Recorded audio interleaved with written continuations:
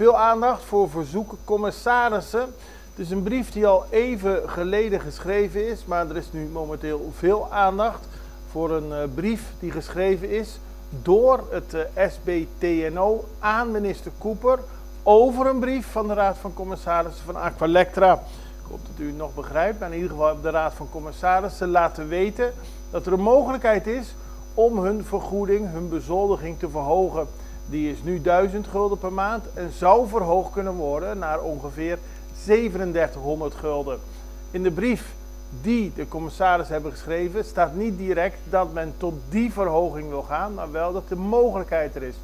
Om meer duidelijkheid over die zaak te krijgen heeft SBTNO aan de commissarissen gevraagd meer toelichting te geven over hun verzoek tot verhoging van de bezoldiging. 1000 gulden voor de Raad van Commissarissen van Aqualectra, of zoals het officieel heet, de Integrated Utility Holding, is een bedrag waar volgens de commissarissen meer aan